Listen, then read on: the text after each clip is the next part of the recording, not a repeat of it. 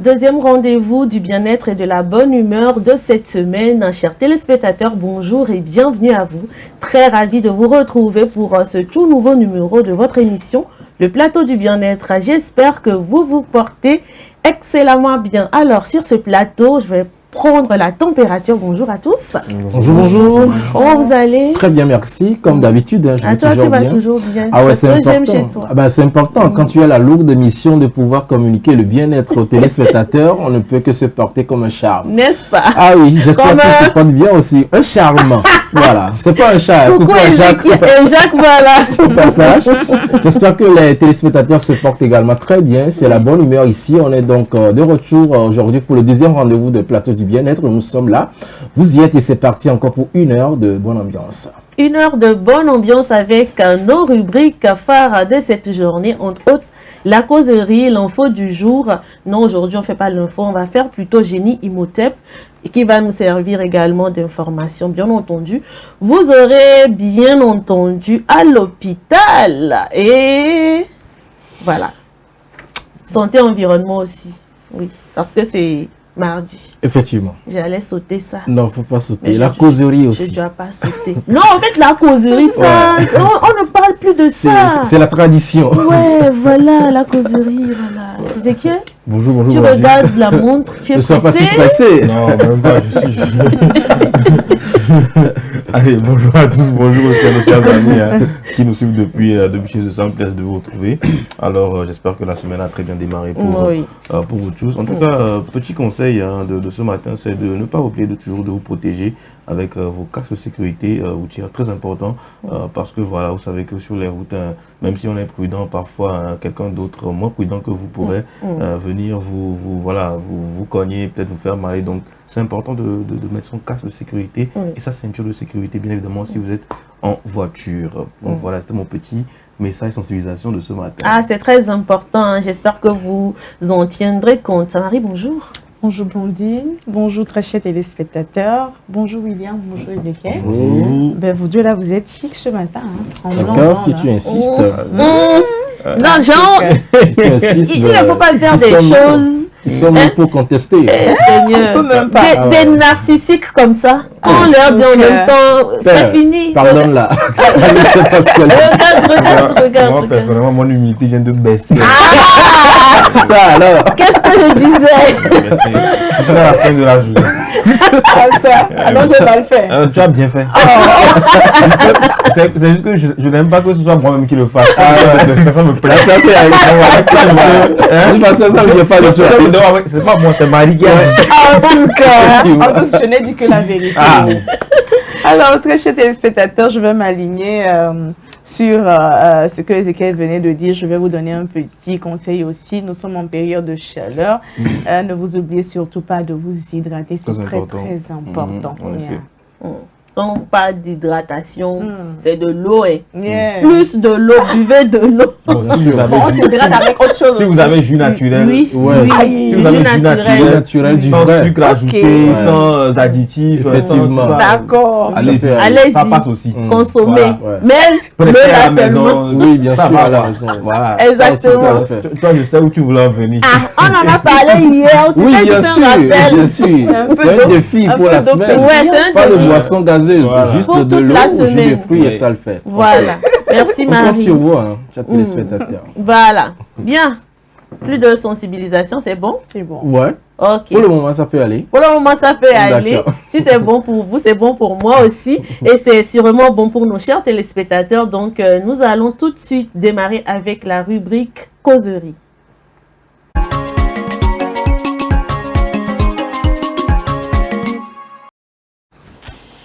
Voilà, nous sommes donc de retour dans cette émission. Comme annoncé, nous allons y aller avec la causerie qui a pour thème « Faut-il partager tout avec son ou sa partenaire ?» Faut-il tout partager avec son ou sa partenaire? Question. Réponse. En tout cas, moi, oui. Oui. Oui. Absolument tout. Oui. Ok, d'accord. William? C'est un tour de table comme Un hier? tour de table? Non. Non. Ézéchiel? De quel type de partenaire parlons-nous? D'abord. Parce que pour moi, c'est pas assez clair. Partenaire, ça peut être, c'est pas mari, femme, comme en relation simple. Laisse les relations. On est au haut niveau. Oui. Au haut niveau.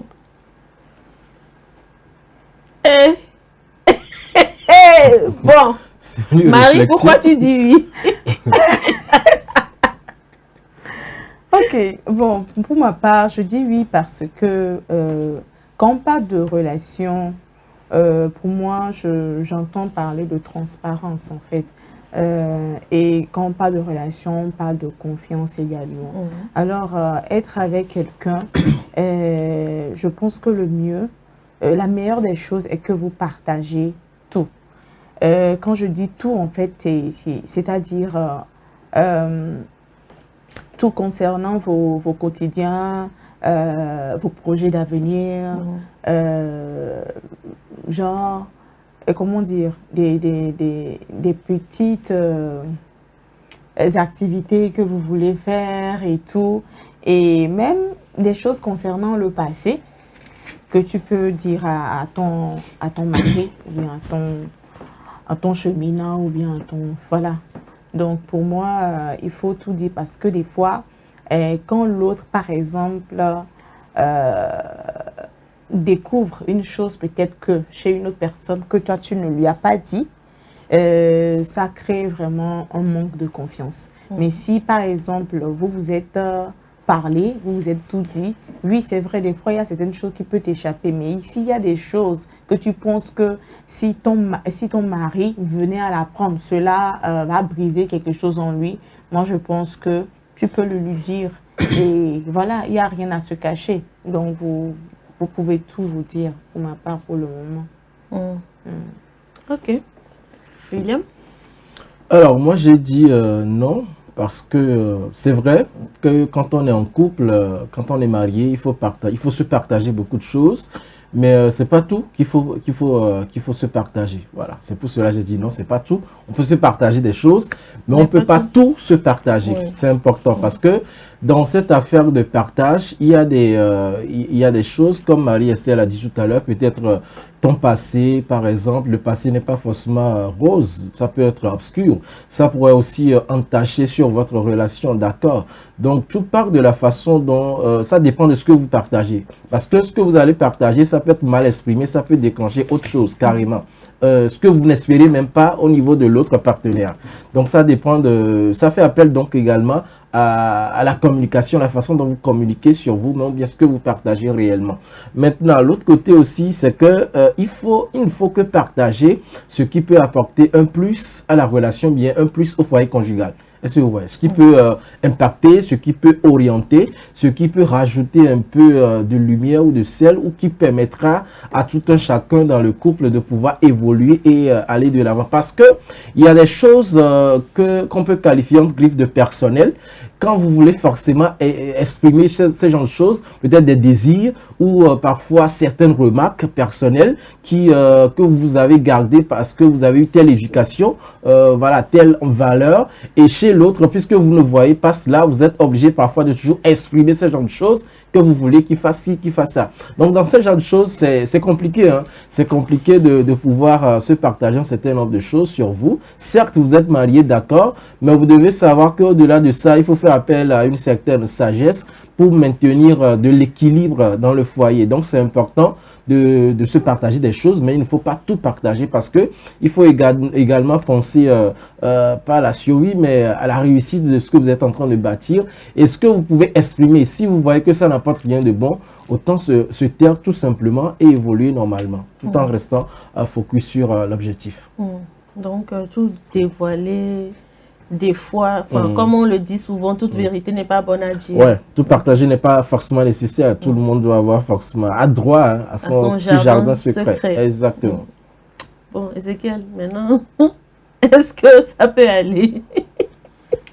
Bon, franchement, moi je me dis que on dit seulement, on peut dire avec affirmation que tout partager c'est bien, juste si on vit dans un monde de bisounours.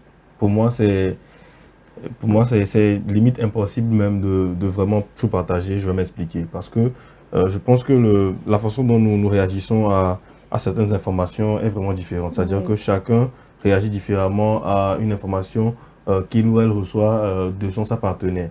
Et c'est aussi le lieu de parler de non seulement de l'ouverture d'esprit, en tout cas du degré d'ouverture d'esprit qui réside dans le couple, et aussi du degré de compréhension qui réside au sein du couple, ou du degré de connaissance de l'un et de l'autre. C'est-à-dire que à quel point je connais ma femme ou mon mari pour savoir que même si je lui donne cette information-là, ou si je partage ça, ou si avec elle ou avec il ou elle, ben je sais que la manière dont elle réagirait n'irait pas peut-être détruire ce que nous sommes en train de bâtir, par exemple.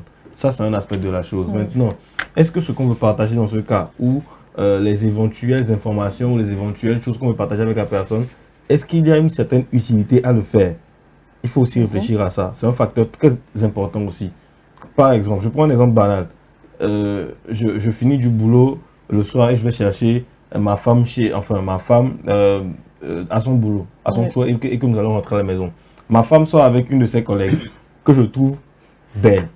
C'est un exemple banal, hein, que je trouve belle. Je n'ai pas besoin de lui dire que je trouve sa collègue belle. Mais il y a des couples qui le font. Oui, c'est justement pour ça que je parlais du degré d'ouverture d'esprit dans la relation. C'est-à-dire que l'éducation, la culture. C'est-à-dire que si je sais que ma femme de nature n'a pas confiance en elle, là on parle du degré de connaissance de votre partenaire. Je n'ai pas besoin de lui dire que je trouve sa collègue belle. Elle va tout de suite penser que je trouve sa collègue plus belle qu'elle. Alors que ce n'est pas forcément le cas. Voilà. Est-ce que même cela c'est normal? Oui, je suis désolé. Moi personnellement, je suis désolé parce que compliment, ça me dérange pas. Parce que il faut être réaliste, c'est-à-dire que tu n'es pas non plus marié à la plus belle femme au monde. Même si à tes yeux elle l'est, tu peux apprécier aussi une autre femme. C'est-à-dire que comme ta partenaire peut apprécier un autre homme aussi, c'est-à-dire que c'est un degré différent. Mais je dis qu'il faut être assez ouvert d'esprit pour comprendre que voilà, la personne pense ça. Mais est-ce que ça va pas peut-être créer autre chose chez la personne avec qui vous êtes? C'est ce que je dis. C'est pour ça que je parle d'ouverture d'esprit. Oui, c'est ça. Et aussi de degré de compréhension de l'un et de l'autre. Et ça, pour moi, c'est les deux facteurs voilà, primordiaux qui font que, voilà, en tout cas, le couple se base principalement sur ça. Au-delà même du thème dont on parle aujourd'hui. Je ne sais pas si vous comprenez. Donc, pour moi, ces deux facteurs-là sont très importants. Maintenant, nous allons parler d'ouverture d'esprit, de degré de compréhension. Parlons aussi un peu de comment dire, de comment est-ce que votre femme, par exemple, ou bien votre mari aussi, peut-être est avec vous dans votre intimité aussi, ça compte beaucoup. Est-ce que si dans l'intimité, votre mari est plus ouvert, par exemple, je ne parle pas forcément d'une intimité, mais c'est-à-dire lorsque vous êtes ensemble, est-ce que votre mari est en train de forcément de vous parler de petites choses où vous sentez que, celui-là, les informations qu'il me donne, par rapport peut-être, je prends l'exemple banal toujours, hein, c'est peut-être par rapport à son boulot, il vous dit certaines choses que vous savez très bien que votre mari ne devait même pas vous en parler, mais vous savez très bien qu'il le fait quand même.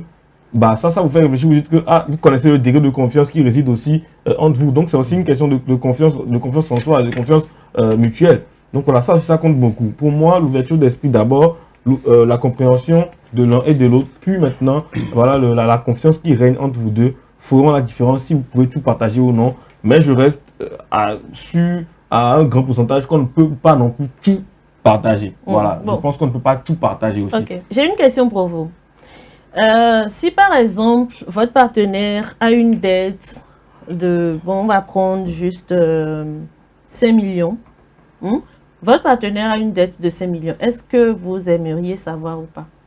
Oui, je pense que si on parle aujourd'hui de deux personnes qui sont liées devant la loi ou devant Dieu, pour moi, je pense que ça rentre même dans les, comment dire, lorsqu'on est à la mairie, lorsqu'on veut déclarer 2 personnes mariées, enfin, je pense qu'il y a des trucs qu'on signe qui font qu'on doit se donner certaines informations qui sont sensibles, notamment cette question financière-là. Je pense que si votre mari a une dette, vous êtes dans l'obligation conjugale de lui dire aussi un peu de quoi il s'agit exactement. Bon, maintenant, après, cacher une dette à votre partenaire vous fait plus souffrir vous-même seul que voilà que de ne pas lui dire. Moi, je pense que c'est le pire, ça. Quand on dit pour le meilleur, pour le pire, c'est le pire. Donc, vous êtes en train de traverser le pire. Autant traverser le pire avec la personne avec laquelle vous êtes, quoi. Donc, moi, il n'y a pas de problème à ce niveau. Ce dont je parle, c'est réellement des trucs qui pourraient vraiment fragiliser le couple. Pour moi, il faut réfléchir à 7 fois avant de pouvoir donner ces informations ou bien partager ces choses-là qui peuvent détruire le couple. Pour moi, une dette de 5 millions n'est pas en train encore de fragiliser votre couple. Même si, voilà, si peut-être vous vous retrouvez avec une femme qui ne supporte pas la précarité ou qui sent que cette dette-là peut vous conduire à la précarité et qui est matérialiste, entre guillemets, qui ne veut pas traverser ce désert avec vous, là, vous allez perdre votre femme. Mais ça aussi, ça rentre dans le connaître l'un et l'autre. Si tu sais que ta femme, ben, lorsque tu vas parler d'argent, que vous êtes en récession, que vous êtes en moins de dette de 5 millions, directement, elle va prendre ses bagages à partir. Tu n'as pas besoin de lui dire. Je suis désolé. Tu n'as pas besoin de lui dire. Oui. Donc, ce que tu es en train de dire, même ça rejoint un tout petit peu ce que venait de dire William par rapport au passé, par exemple. Peut-être vous êtes marié il y a de cela 10 ans et peut-être que tu as été infidèle dans votre 5e année. Est-ce que ça mérite d'être su par votre partenaire? Si on doit cacher. Est-ce que ça... C'est la réponse. Bon, bon, Marie, est-ce que tu aimerais savoir que ton partenaire a été infidèle il y a de cela 5 ans? Genre, c'est passé, quoi. Genre, en fait, vous êtes déjà marié. Oui. Et donc, vous avez fait déjà 10 ans. Vous avez fait 10 ans avant de vous marier.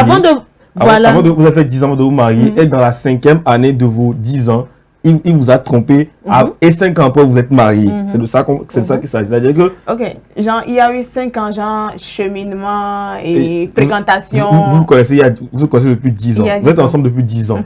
Mais dans la 5e année, donc 5e anniversaire de... Vous êtes ensemble, oui. il vous a trompé.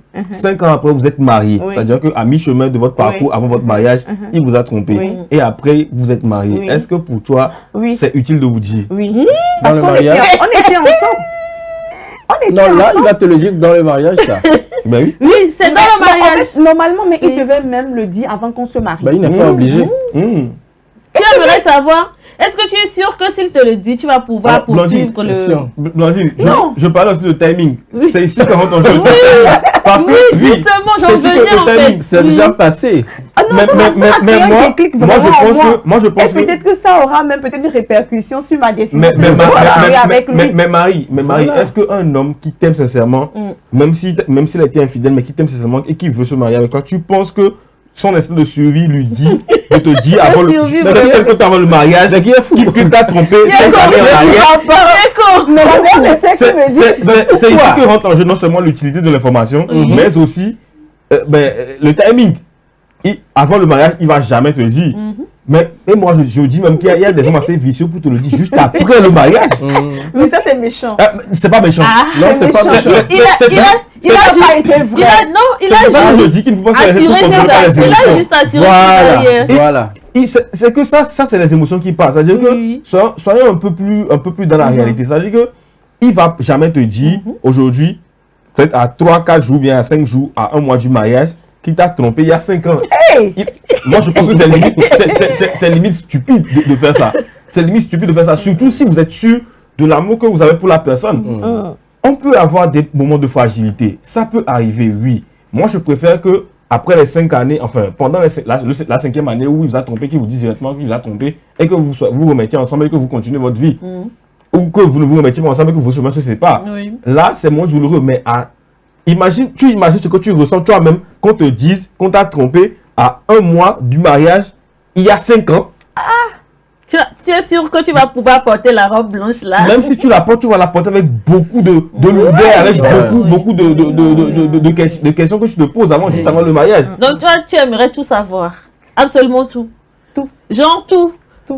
Mais on ne peut pas parler de questions de finances.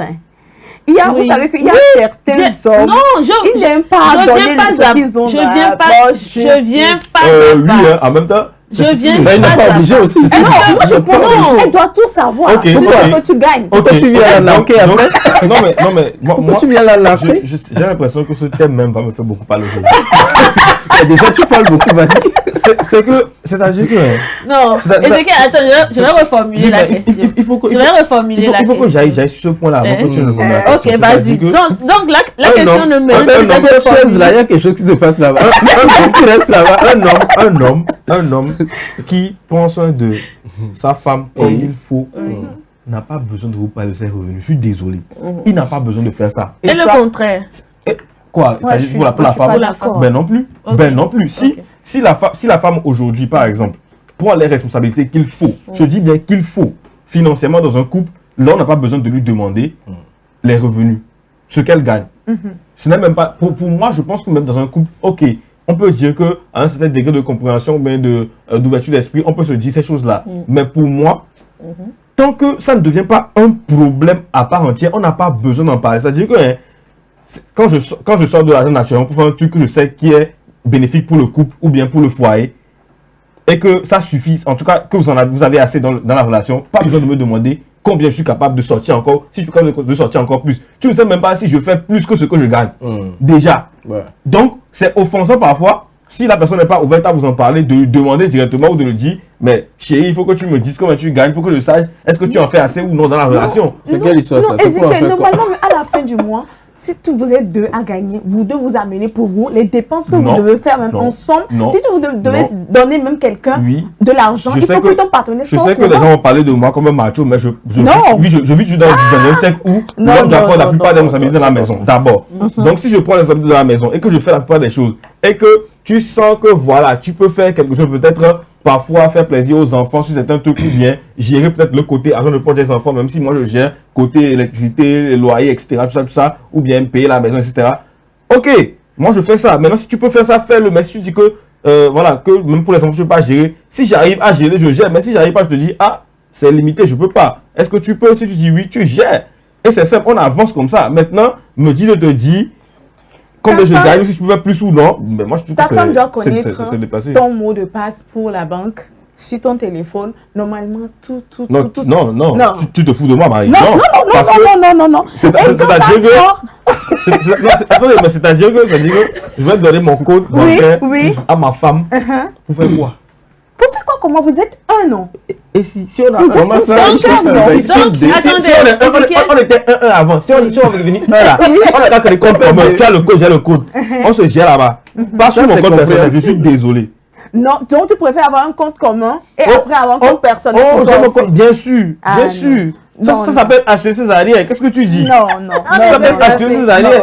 Il peut tout arriver dans une relation. C'est de là à là. Aujourd'hui, tu dis à ta femme peut-être que tu as gagné 10 millions et tu l'as mis sur ton compte. Elle connaît ton compte et tout. Elle aime un autre garçon. Peut-être que tu ne sais pas. La relation n'est pas stable de son côté. Aujourd'hui, elle retire les 10 millions. Elle disparaît avec ce fameux homme. Non, avant d'être avec toi, confiance en elle, non, Ezekiel, tu as dit oui, j'ai confiance en elle. J'ai parlé du degré de confiance là ici.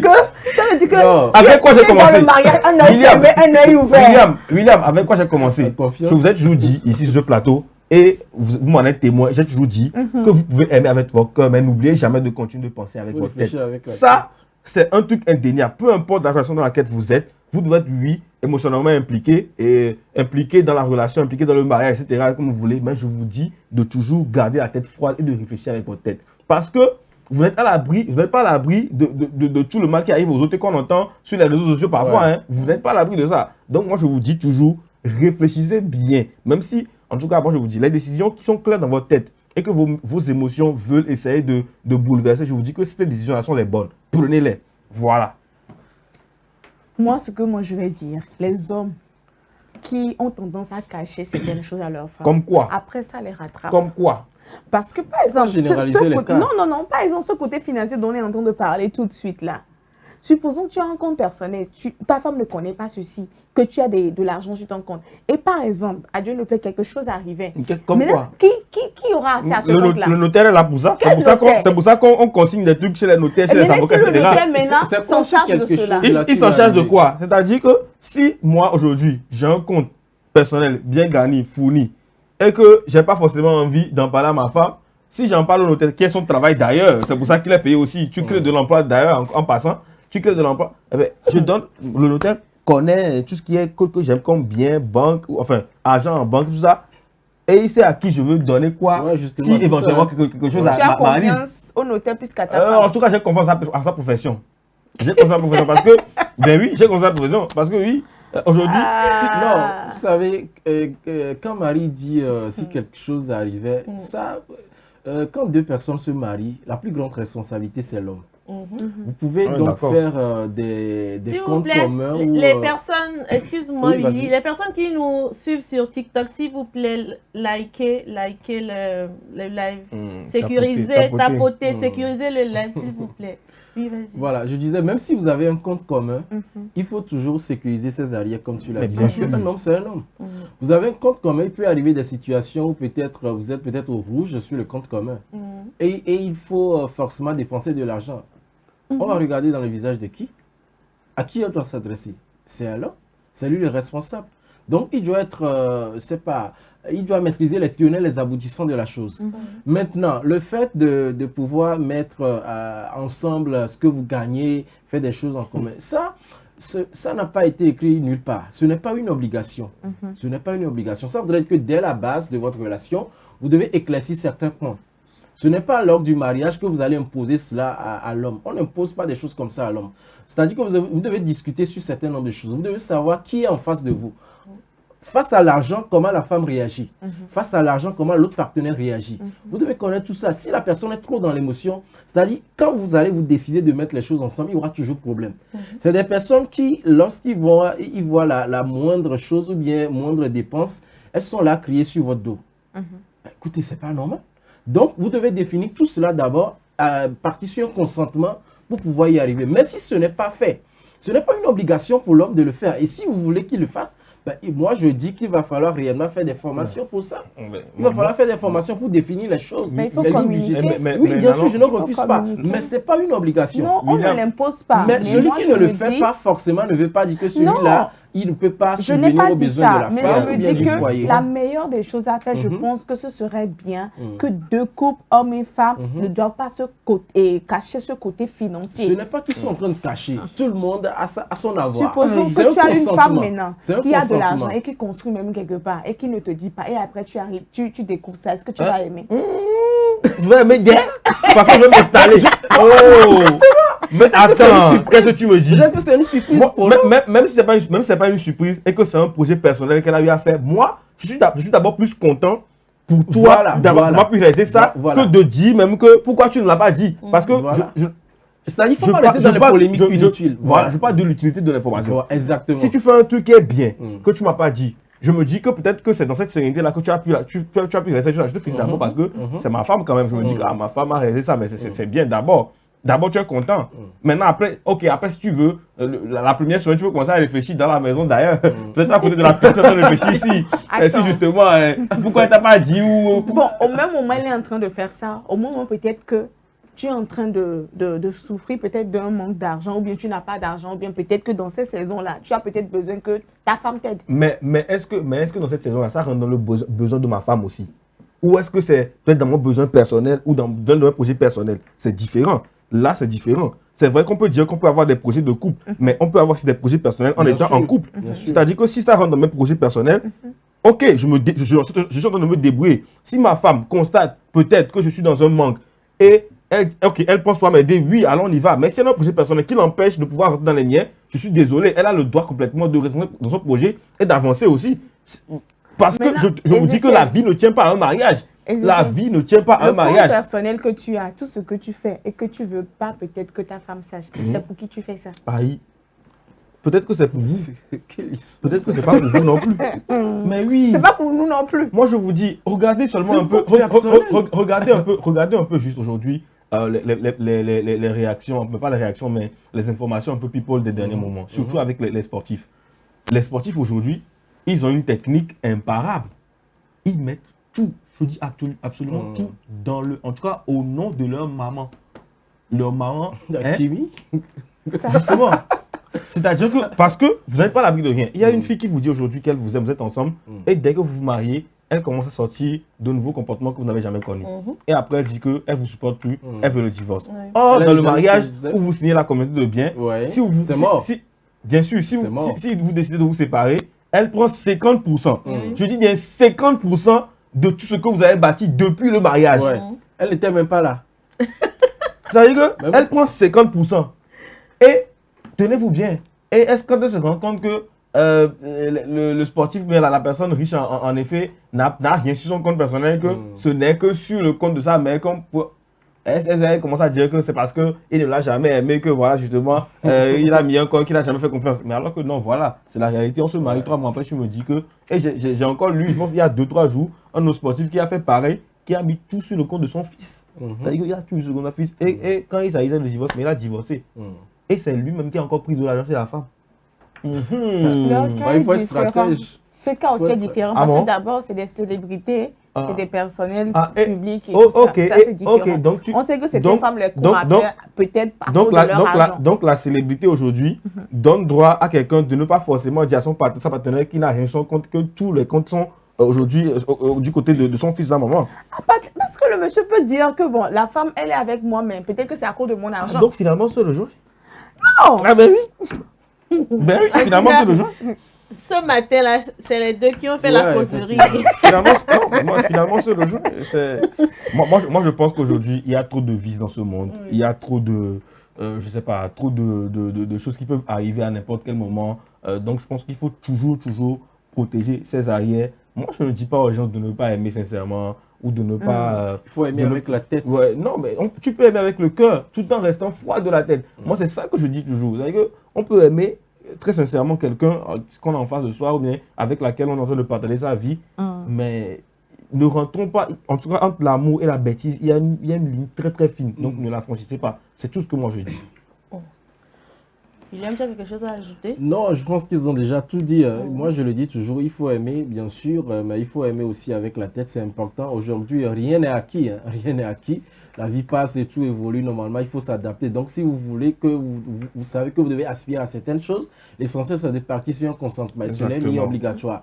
Et il faudra aussi éviter les polémiques inutiles dans le couple parce qu'en réalité, c'est ce que je disais, il y a des choses qui sont mal exprimées qui deviennent en réalité des conflits pour vous.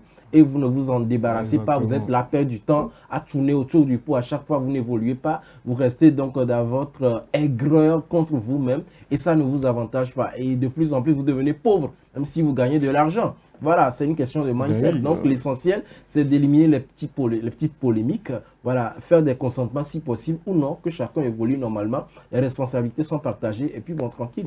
Ça ne vous empêchera pas de construire des châteaux. On en a connu qui étaient très riches et qui ont perdu tout leur argent. Ouais, justement. À cause du mariage de 3-4 mois, franchement. En restant dans l'émotion. Et c'est dommage. Non. En tout cas, moi, tout ce que je peux dire pour conclure cette causerie, c'est que oui, il faut aimer. Mais sachez que, comment dire, aimer, ce n'est pas tout dire. Mais c'est ne jamais mentir, en tout cas sur l'essentiel. Aimer, ce n'est pas tout dire. Mais ne jamais mentir sur l'essentiel. J'ai bien précisé l'essentiel. Allez-y comprendre. Voilà. C'est donc tout pour la causerie de ce matin. Nous allons marquer une pause et retrouver Willy dans Génie Imhotep. A tout de suite.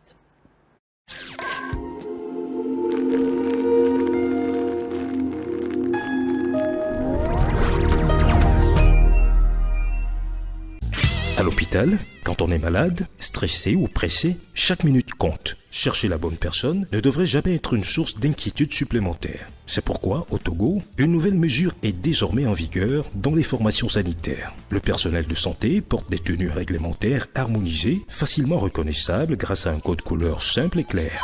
Par exemple, blanc, c'est le médecin. Blanc au col bleu, c'est l'infirmier. Rose Rayet, c'est la sage-femme. Désormais, selon le service recherché, consultation, soins, maternité, pharmacie ou appui au service, vous identifiez plus rapidement le bon professionnel. Des gestes simples. Regardez la couleur de la tenue, lisez le nom et la fonction et avancez sereinement. Dès l'entrée et dans les couloirs, suivez les panneaux et affichages pour savoir vers qui vous dirigez. À défaut, adressez-vous à l'accueil qui vous orientera. Ensemble, pour un hôpital plus lisible, plus organisé et plus efficace au service de tous.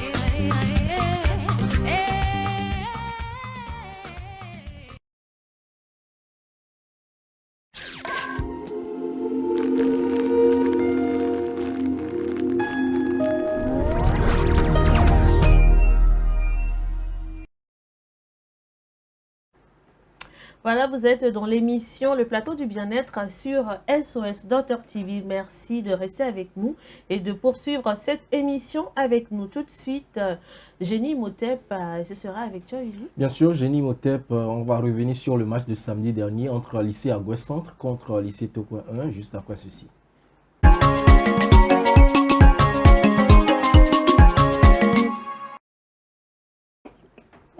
Le rendez-vous donc du jeu de culture générale en santé Génie Imhotep a été respecté samedi dernier, comme je vous le disais à l'instant. C'était une grande ambiance marquée par la concentration et l'engagement des élèves. Et le lycée Agouès Centre affrontait à cette occasion le lycée de Tokoin 1. C'était une confrontation qui a rapidement pris une tournure décisive avec une équipe qui a su imposer son rythme face à un adversaire pourtant déterminé. Mais au final, une victoire nette qui confirme une belle dynamique du côté d'Agouès Centre. Retour donc sur cette rencontre avec Ezekiel Ahaolou. Une nouvelle confrontation entre le lycée Agouès Centre et le lycée de Tokoin 1, deux équipes qui se connaissent. Une rencontre disputée dans un bon état d'esprit avec des élèves engagés et concentrés dès l'entame du match. Très vite, le lycée Agouès Centre prend l'ascendant grâce à sa précision et sa coordination. L'équipe enchaîne les bonnes réponses et impose son rythme, tandis que le lycée Tokoin 1, malgré ses efforts, peine à suivre la cadence. Au fil des rubriques, l'écart se creuse progressivement en faveur d'Agouès Centre, qui garde le contrôle jusqu'au bout. Score final, 560 contre 240. Une victoire nette qui marque leur 4e succès consécutif. De base, on s'est lancé dans cette compétition pour montrer notre génie, voilà, faire secouer un peu notre tête, pourquoi pas, voilà, aller au meilleur. Et on espère réellement que cette envie-là que nous avions de faire sortir le génie caché en nous va nous booster pour aller jusqu'au national. Pourquoi pas être le lycée reconnu meilleur. Au début, on avait commencé difficilement. Alors, on avait organisé une compétition d'interclasse pour sélectionner les meilleurs candidats. Et c'est comme ça qu'on a constitué cette équipe qui a commencé par engranger des victoires depuis lors. Et ça fait quelques temps déjà, nous sommes dans le jeu. Je pense qu'il y a l'expérience aussi qui a joué. Donc, ils sont habitués, ils sont déjà à l'aise dans le jeu. Et c'est ce qui fait que bon, les victoires s'enchaînent jusqu'alors, c'est ce que je peux dire. Le capitaine du lycée de Tokoin 1 revient sur la rencontre en dressant une analyse lucide de la prestation de son équipe. Il évoque les difficultés rencontrées face à un adversaire solide, tout en soulignant les points à améliorer pour mieux rebondir lors des prochaines sorties. L'encadreur de son côté insiste sur la nécessité de renforcer la préparation et de maintenir la motivation du groupe. Le lycée Agouès Centre a mérité son titre de vainqueur parce qu'on a bien vu l'écart, il était grand. Mais je pense que les membres de notre équipe étaient peut-être déstabilisés par les débuts un peu catastrophiques qu'on a fait. Mais je pense que la prochaine fois que nous reviendrons, nous ferons beaucoup mieux. Nous avons assisté à un match très intéressant et je félicite l'équipe adverse. On a vu qu'ils ont du potentiel. Quant à nous, oui, nos élèves, c'est une nouvelle équipe. C'est une nouvelle équipe. C'est maintenant que nous sommes en train de les mettre dans le bain. Et je pense que d'ici quelques semaines, ils vont retrouver le niveau de leur aîné. Mais je les félicite pas quand même, c'est pas facile. Au-delà du score, cette confrontation met en lumière l'implication des apprenants autour des thématiques de santé sexuelle et reproductive, ainsi que l'importance de ces initiatives en milieu scolaire. Avec cette 4e victoire consécutive, le lycée Agouès Centre confirme sa dynamique et s'affirme comme une équipe en pleine confiance pour la suite de la compétition. Voilà, c'était les temps forts du match de samedi dernier entre lycée Tokoin 1 et lycée Agoué Centre, qui est soldé par une victoire de lycée Agoué Centre 560 contre 240 pour lycée de Tokoin 1. On en a fait ici les pronostics la dernière fois, je vous l'avais dit, je vous le dis toujours. Donc, tu vas te calmer.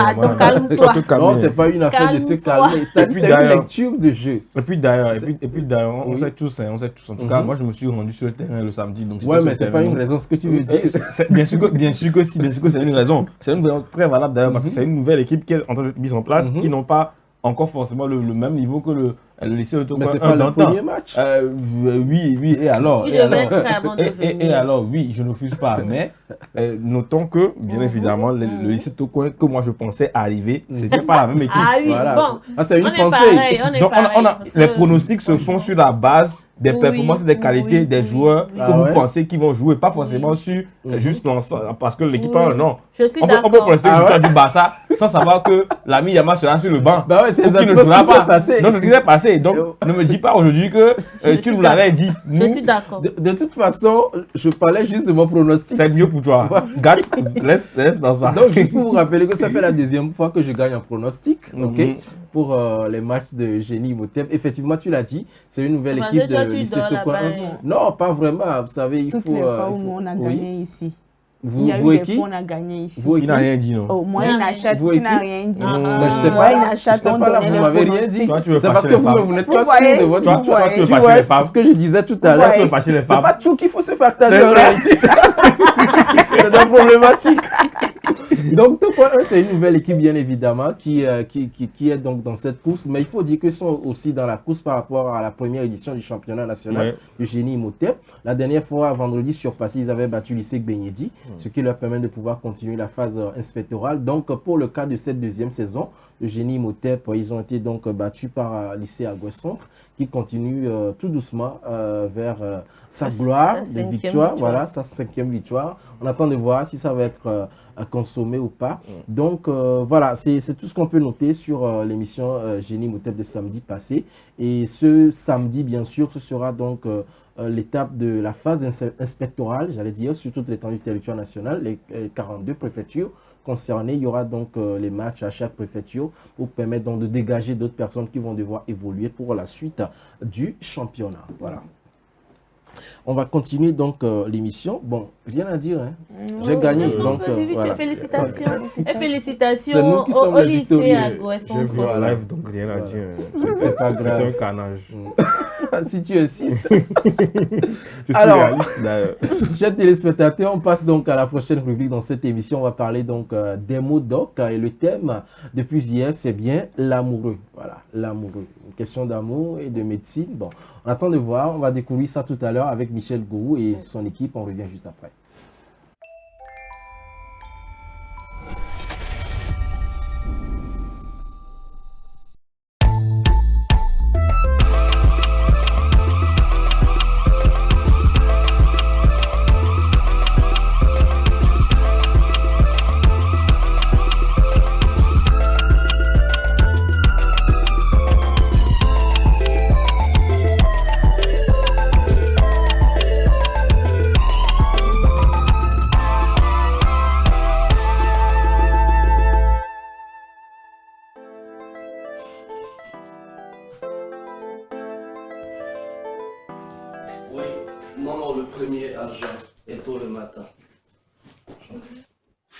Bonjour.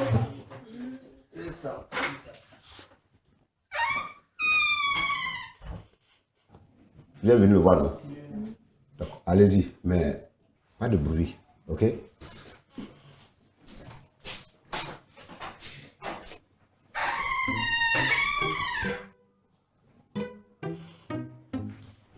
Oui. Aujourd'hui, c'est une nouvelle journée. Ah ouais. Ça comment? Ça va. Bonjour, messieurs. Bonjour, Audrey. Non, Go. Je suis trop fan de ça là. Ah bon? Je te jure, quand il a voix comme ça, mon cœur tremble, ça tremble comme ça, je tremble sur moi comme ça. Oui, je suis prêt à lui donner tout mon salaire. Toi, tu as quel salaire? Ton petit salaire de gardien là, c'est ça, 45 000 francs là. Le truc même, on te paye, ça fait même pas 3 jours dans ta poche. C'est de ça que tu parles comme ça? Toi, mais tu fais quoi? Ça là, c'est quoi? Ça là, c'est quoi? Donc, tu as l'argent, quoi? J'ai l'argent. Monsieur Go, s'il vous plaît, vous pouvez passer à mon bureau. D'accord, tout à l'heure. Oh, d'accord, attends-moi, j'arrive. J'ai dit j'arrive. Oh.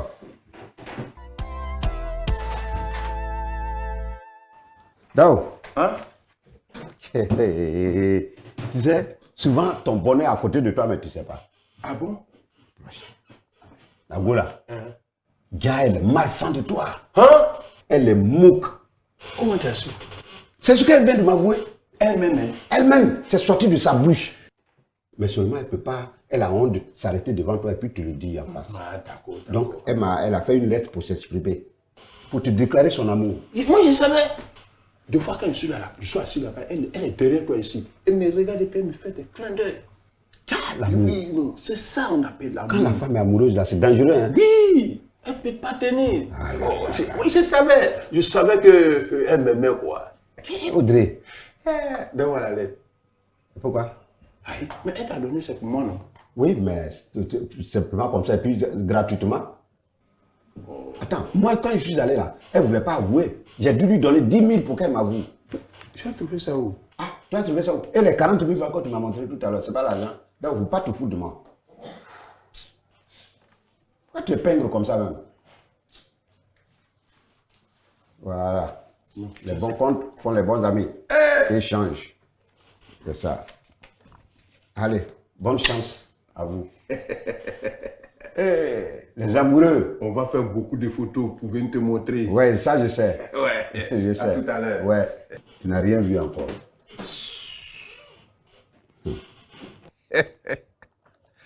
Ah! C'est quoi ça? Une facture?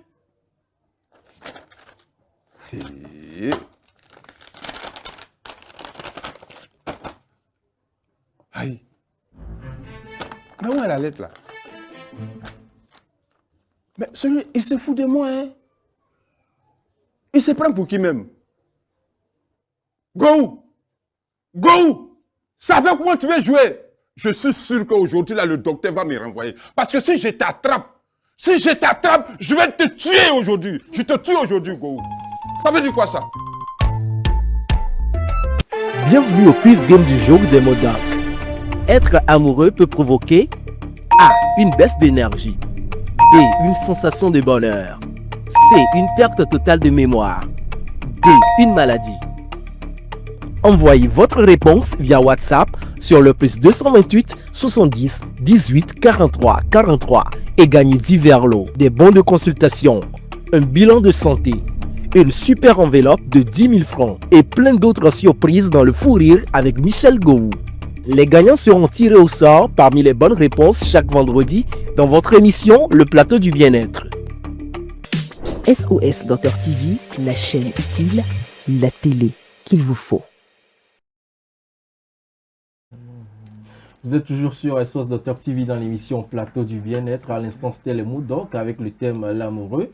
Et le quiz également qui a suivi, qui vous permettra de repartir avec des lots suite au tirage au sort qui aura lieu le vendredi dans cette émission. Vous avez vu le quiz, c'est une question d'amour. Voilà, ce que ça peut provoquer. Vous devez normalement avoir cette réponse assez facilement. Ah oui, parce que bon, c'est tellement simple. Ouais, on a tellement bienvenue à avoir votre bonheur, à votre effectivement, effectivement. Tellement les aime, on est amoureux de... Quand vous nous voyez comme ça, en réalité, vous ça vous donne quelle sensation? Vous avez déjà votre réponse. C'est babou. Et surtout quand vous écoutez l'autre chanson, Maladie d'amour, aussi ça pourra vous permettre d'être inspiré pour donner la bonne réponse. Et puis vous allez repartir avec des gros lots. Voilà. Alors, je fais donner. D'accord. C'est bon, chers amoureux, on peut passer à la santé, puisque l'amour vous a donné de la maladie. Je vais m'occuper maintenant de votre santé. Alors, chers téléspectateurs, ce que nous utilisons chaque jour pour cuisiner, peut-il en silence abîmer nos poumons? Gaz domestique et charbon de bois, quel impact sur nos poumons? C'est le thème retenu pour notre rubrique santé environnement de ce matin. Juste après le jingle, on va parler donc des impacts sur la santé et comment éviter les risques.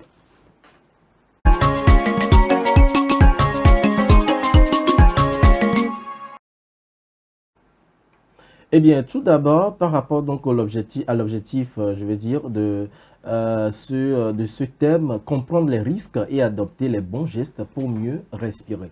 Alors, les impacts sur la santé en ce qui concerne l'utilisation des gaz, du gaz domestique et du charbon de bois.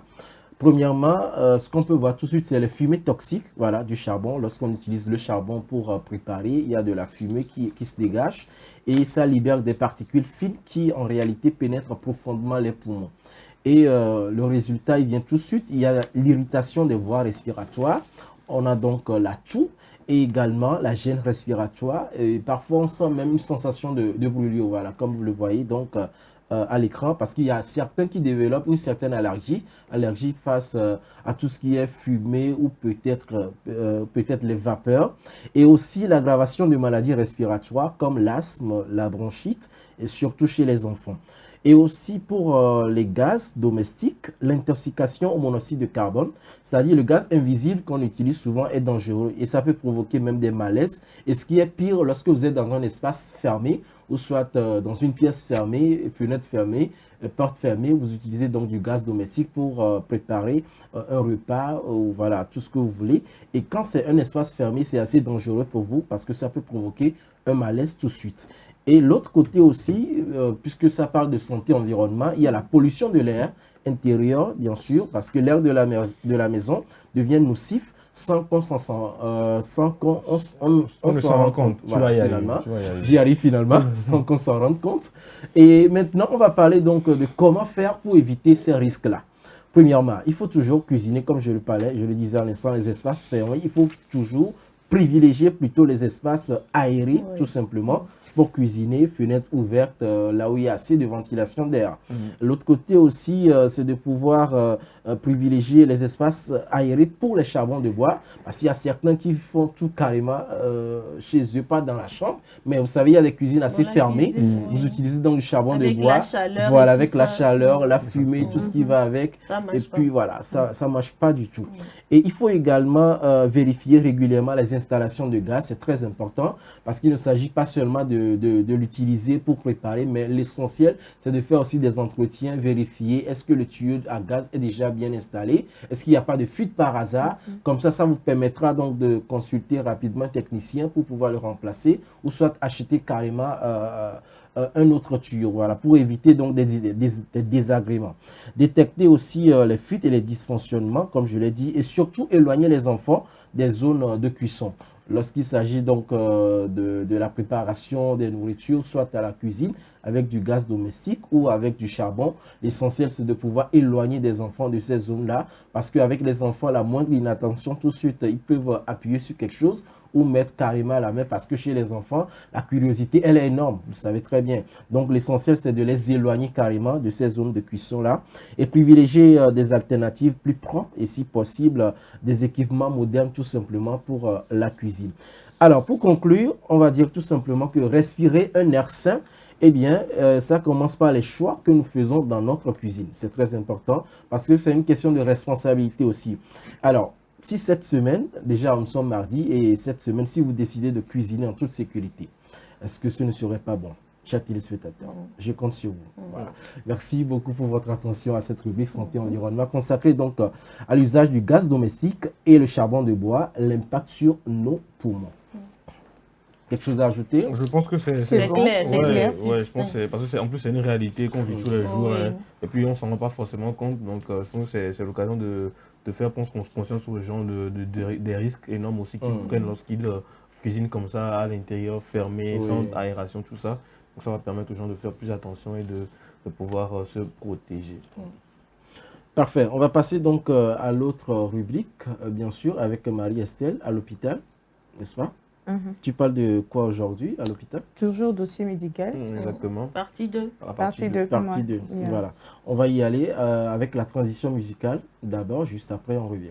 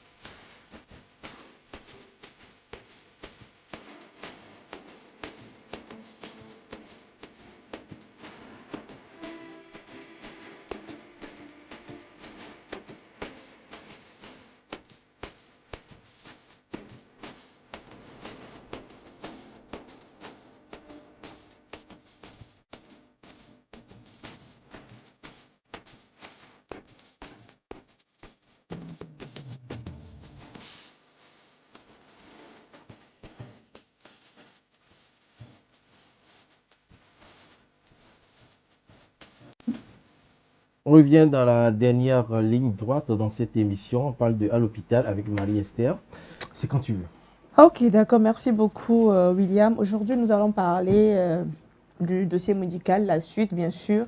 La dernière fois, nous avons parlé de la définition du dossier médical, à quoi ça sert et ce que ça contient. Donc, aujourd'hui, nous allons enchaîner et terminer avec qui peut consulter le dossier médical. Alors, quand on parle du dossier médical, le patient peut consulter son dossier médical. Il a le droit d'accéder à son dossier médical selon les politiques internes de l'hôpital. Il peut aussi demander une copie. Et après le patient, il y a aussi les professionnels de santé. Mais ce n'est pas tous les professionnels de santé qui ont accès à cela. Il y a seulement ceux qui participent à la prise en charge du patient. Il y a les parents ou les tuteurs dans le cas où c'est un dossier d'un enfant ou bien des personnes incapables d'exprimer leur consentement. Il y a aussi les autorités judiciaires en cas d'enquête ou de procédure légale. Alors, nous allons parler de confidentialité et sécurité du dossier médical. Quand on parle de la confidentialité, nous devons savoir que ce dossier est strictement confidentiel. Les informations ne doivent être partagées qu'avec l'autorisation du patient ou dans les cas prévus par la loi. On peut dire urgence vitale, ordre judiciaire, épidémie, etc. Et aussi, les personnels sont tenus au secret professionnel. Et comment conserver ce dossier médical? Pour le conserver, nous devons savoir que selon les normes généralement adoptées en Afrique, les dossiers sont conservés au moins 10 ans après la dernière consultation. Certains documents, par exemple le dossier de chirurgie qui est vraiment important, peut être conservé plus longtemps. Et pourquoi certaines erreurs ou pertes de dossier arrivent encore? Nous pouvons entendre dire que des fois, on ne retrouve plus pas le dossier d'un patient ou telle personne. Dans plusieurs de nos pays africains, les difficultés suivantes existent. L'archivage manuel encore dominant, manque d'espace ou mauvaise organisation, perte ou détérioration des documents, absence de système informatique centralisé, surcharge des services. D'où l'importance de moderniser progressivement les systèmes d'archivage. C'est très, très important. Aujourd'hui, ce qui est important pour le patient, nous devons comprendre que le dossier médical permet un suivi sain et organisé. Cela évite la répétition inutile des examens, protège en cas d'erreur médicale, facilite le transfert ou l'évacuation sanitaire, permet d'avoir une trace complète de son parcours de santé. Donc, nous devons noter que le dossier médical est vraiment important pour un patient. Merci beaucoup. Oui, moi je pense aussi qu'aujourd'hui, on est vraiment à l'ère du numérique, de l'intelligence artificielle, tout ça. Et en même temps, on n'est pas aussi à l'abri de la cybercriminalité parce qu'aujourd'hui, on sait que beaucoup d'hôpitaux, surtout en période de Covid, ont été victimes d'attaques cybercriminelles, donc voilà, qui ont été victimes d'attaques où les données ont été piratées, des données de patients, des données sensibles.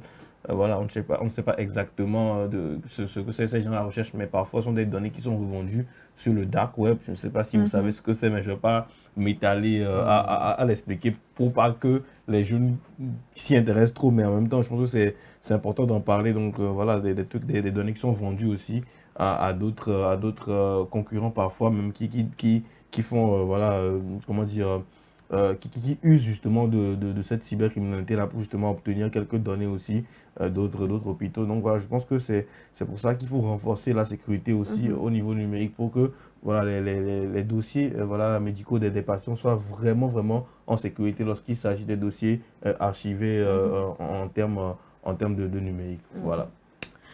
Voilà, le message est passé. Merci Marie.